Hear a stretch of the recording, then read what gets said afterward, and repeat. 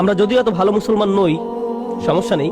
আল্লাহ যদি আমাদের দোজখে ফেলেনও, সবচেয়ে খারাপ পরিস্থিতিতে আল্লাহ যদি আমাদের জাহান্নামে ফেলেনও, এটা হবে সাপ্তাহিক ছুটির মতো, কয়েকদিন মাত্র।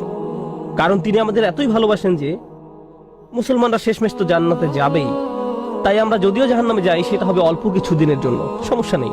লান তামাসসানা নারু ইল্লা আইয়ামাম মা'দুদাত, গুটি কয়েকদিন ছাড়া আগুন কখনো আমাদের স্পর্শ করবে না, কিছুদিন মাত্র। ব্যাপারটা হলো, জান্নাত জাহান্নামের পূর্বে বিচার দিবস রয়েছে, যেটি একদিনের জন্য, সেটা 1000 বছর লম্বা হবে। জান্নাত বা জাহান্নাম নয়, আল্লাহর কথা অনুযায়ী শুধু বিচারের দিনটি এত লম্বা হবে। আর বিচারের দিনটি হবে মাত্র একদিনের, আর জান্নাত জাহান্নাম চিরকালের জন্য। তাই কেউ যখন বলে গুটি কয়েকদিন, তাকে এখনকার দিনের হিসেবে চিন্তা করলে তো হবে না। বর্তমানে পৃথিবী তার অক্ষ বরাবর ঘুরে, আমরা সূর্যের উদিত হওয়া এবং অস্ত যাওয়া দেখি, কিন্তু কিয়ামতের দিন সূর্য, চাঁদ এবং পৃথিবীর সবকিছুকে ধ্বংস করে নতুন একটা ব্যবস্থাপনা তৈরি করা হবে। তাই আমরা এখন যেভাবে 24 ঘন্টার হিসেব করি, সেভাবে রাত দিনের হিসাব করলে তো চলবে না যখন আখিরাত শুরু হবে। চলুন তাহলে সবার আগে এই ধারণাটি আমাদের মাথা থেকে ফেলে দেই। কোরআনের বহু জায়গায় জাহান্নামের আলোচনা করা হয়েছে, কিন্তু আমি শুধু কোরআন থেকে একটি বর্ণনা আপনাদের সামনে উপস্থাপন করতে চাই। আমার মতে এটি আল কোরআনের জাহান্নামের সবচেয়ে গুরুত্বপূর্ণ বর্ণনা। কোরআনের একজন ছাত্র হিসেবে আমি মনে করি এই বর্ণনাটি জাহান্নাম সম্পর্কে জানার শুরু মাত্র। কেউ যদি এই বর্ণনাটি বুঝতে পারে, তাহলে সে জাহান্নাম সম্পর্কে যথেষ্ট জানে। আয়াতটি শুরু করা হয়েছে এই কথা বলে, ওয়ালা ইন মাসসাতহুম, এমনকি যদিও। যখন আমরা বাংলায় বলি যদি আমি সেখানে যাই, যদি আমি সেখানে যাই, তাহলে তোমার সাথে দেখা হবে। কিন্তু কেউ যখন বলে যদিও আমি যাই, এর মানে হলো যাওয়ার সম্ভাবনা ক্ষীণ। তাই আয়াতটি যদিও দিয়ে শুরু হওয়ার মাধ্যমে এমন কিছু ঘটার সম্ভাবনা কমিয়ে দিয়েছে। এভাবে বলার মাধ্যমে আল্লাহ কোনো কিছুর উপর জোর কমিয়ে দেন। সহজ কথায় তিনি বাক্যটিকে দুর্বল করে দিচ্ছেন। যদিও, যদিও কি? যদিও মাসসাতহুম, যদিও এটা তাদের স্পর্শ করে। আরবিতে মাসসা অর্থ কোনো কিছু যখন আপনাকে সামান্যতম স্পর্শ করে, যেমন কোনো মাছি যখন কোনো মতে স্পর্শ করে, যদি সেকেন্ডের জন্য স্পর্শ করে তখন তাকে বলা হয় মাস। সুতরাং এটা যদি তাদেরকে কোনো মতে স্পর্শ করে 1 সেকেন্ডের জন্য, মাসসাতহুম। এখন কি তাদের স্পর্শ করে? আপনারা হয়তো ভাবছেন আগুন যদি তাদের স্পর্শ করে। আল্লাহ বলছেন নাফহাতুন, একটা হালকা বাতাস যদি তাদের স্পর্শ করে। চলুন এই বাতাস নিয়ে একটু আলোচনা করা যাক।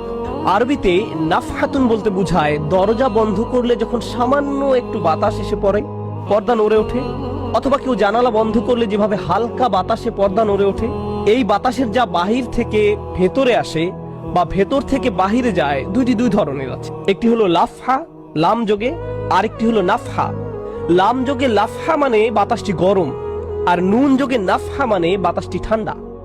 আল্লাহ বলছেন এমনকি যদি ঠান্ডা বাতাস তাদেরকে স্পর্শ করে, যদি ঠান্ডা বাতাস তাদেরকে স্পর্শ করে তোমার প্রতিপালকের শাস্তি থেকে। তিনি এই আয়াতে জাহান্নাম কাউকে স্পর্শ করার কথা বলছেন না।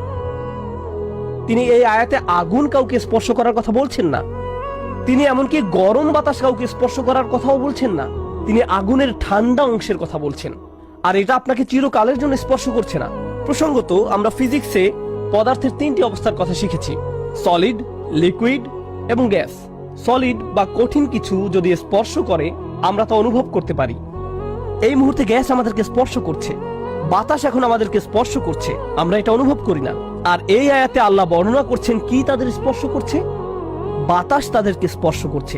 কোন ধরনের বাতাস? অপেক্ষাকৃত গরম বাতাস নাকি ঠান্ডা বাতাস? ঠান্ডা বাতাস। ঠান্ডা বাতাস কোন রকম তাদেরকে স্পর্শ করছে। এই আয়াতের সবচেয়ে উল্লেখযোগ্য বিষয় হলো, আমি একটু আগে নাফহা এবং লাফহার কথা বলেছিলাম। অন্য কথায় তারা এখনো জাহান্নামে প্রবেশ করেনি, তারা এর দিকে অগ্রসর হচ্ছে।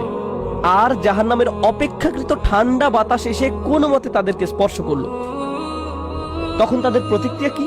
চিৎকার করে বলে উঠবে, ইয়া ওয়াইলানা, হায়, সবচেয়ে কঠিনতম শাস্তি আমাদের জন্য শুরু হয়ে গেছে। ইন্না কুন্না যালিমিন, আমরা সব সময় অপরাধী ছিলাম। তারা সাথে সাথে তাদের সব অপরাধ স্বীকার করবে। যে কারণে এই আয়াতটি আমি সংক্ষেপে আপনাদের নিকট উপস্থাপন করলাম। প্রথমত, এই আয়াতে আল্লাহ জাহান্নামের শাস্তির অভিজ্ঞতা বর্ণনা করছেন না। আল্লাহ সকল বিশ্বাসীকে জাহান্নামের আগুন থেকে মুক্ত রাখুন। কিন্তু আল্লাহ এখানে বর্ণনা করছেন এমনকি জাহান্নামের আগুনের কাছে গেলে এবং ক্ষণিকের জন্য এর বাতাসের সামান্য স্পর্শ লাগলে একজন মানুষ চিন্তা করা শুরু করবে এর চেয়ে আর ভয়ঙ্কর কোনো শাস্তি হতে পারে না। এজন্যই আল্লাহ দোজখের আগুন সম্পর্কে বলছেন, ইন্নাহা সাআত মুস্তাকাররা ওয়া মুকামা, নিশ্চয়ই তা অবস্থানস্থল ও আবাসস্থল হিসাবে কতই না নিকৃষ্ট। অল্প এবং বেশি যে কোনো সময়ের জন্য ওটা কত নিকৃষ্ট জায়গা। এক সেকেন্ডের জন্য এটা ভাববেন না যে আমি তো খারাপ, আল্লাহ যদি আমাকে জাহান্নামে ফেলেনও এক সময় তো আমি এখান থেকে মুক্তি পাবো। এই ধরনের চিন্তাকে কখনো প্রশ্রয় দিবেন না।